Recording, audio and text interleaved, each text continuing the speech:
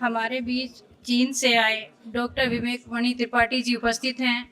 मैं उनसे अनुरोध करूंगी कि वह यहाँ पर आए और अपने विचारों से हम सभी को लाभान्वित करें।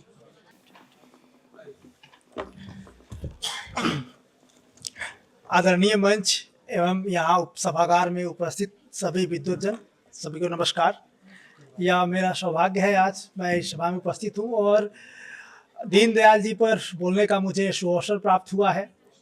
आज आप जब देखेंगे, संस्कृति जो होती है वह किसी भी राष्ट्र की आत्मा होती है और भाषा व साहित्य उस संस्कृति की वाहक होती है। तो हमें यदि किसी संस्कृति को जानना है, सभ्यता को जानना है, तो सबसे अच्छा माध्यम होता है वह भाषा के माध्यम से ही जान सकते हैं। और जब हम आते हैं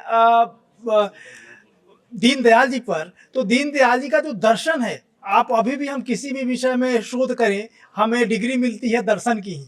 तो दर्शन ही तो पूरी संस्कृति का जो मुख्य बिंदु होता है, मुख्य केंद्र होता है।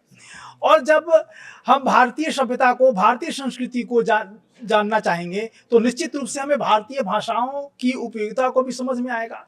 और जब हमारी राष्ट्र की परिकल्पना बन गई, तो सबसे पहले हमें भारतीय दर्शन, भारतीय साहित्य को जानना होगा कि हमारा भारतीय जो साहित्य है और उसमें राष्ट्र की परिकल्पना क्या है, राष्ट्र का विचार क्या है, राष्ट्र का दर्शन क्या है।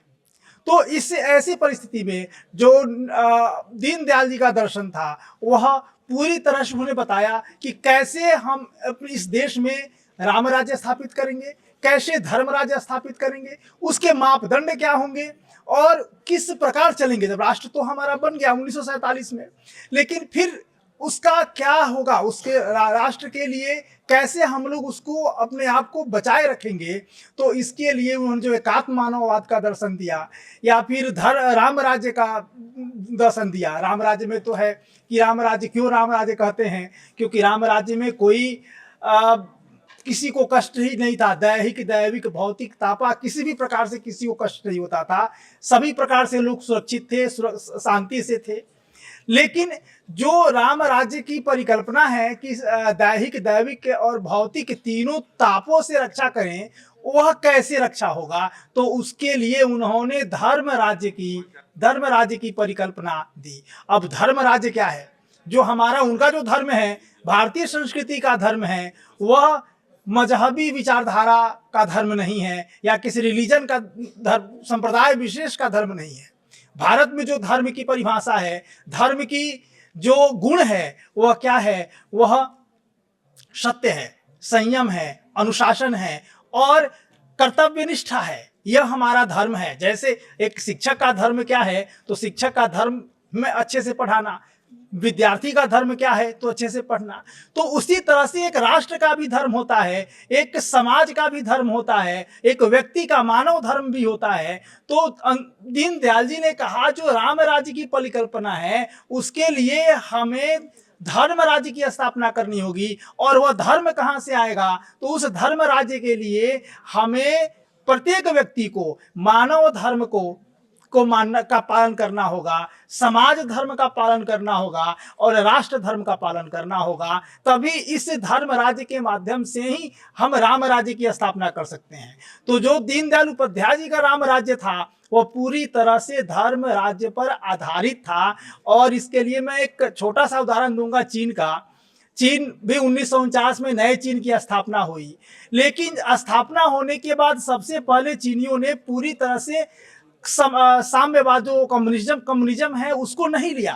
उन्होंने एक नया नारा दिया, चीनी सांस्कृतिक विशेषता वाला समाजवाद। और उन्होंने जो समाजवाद तो पूरी तरह से प्राचीन संस्कृति को नकार देता है, लेकिन जो चीनी संस्कृति समाजवाद है, उन्होंने अपनी प्राचीन संस्कृति को नहीं छोड़ा। और उनका है कि एक हाथ में संस्कृति, प्राचीन संस्कृति, और एक हाथ में आधुनिकतावाद। यही तो हमारे दीनदयाल जी का भी विचार था कि हमें निश्चित रूप से आधुनिकतावाद की ओर बढ़ना है, लेकिन हम अपने प्राचीनता को नहीं छोड़ सकते। अब पश्चिम जो देश हैं, वे आधुनिकता की बात करते हैं, प्राचीनता की बात नहीं करते हैं, तो उनके पास मजबूरी है। प्राचीनता उनके पास है ही नहीं। जितने भी पश्चिमी देश हैं, कोई 500 साल पहले का है, कोई 1000 साल पहले का है, अधिकतम पश्चिमी संस्कृति 2000 वर्ष पुरानी है। तो वे प्राचीनता की बात करेंगे ही क्यों? आधुनिकता की बात करना उनकी मजबूरी है।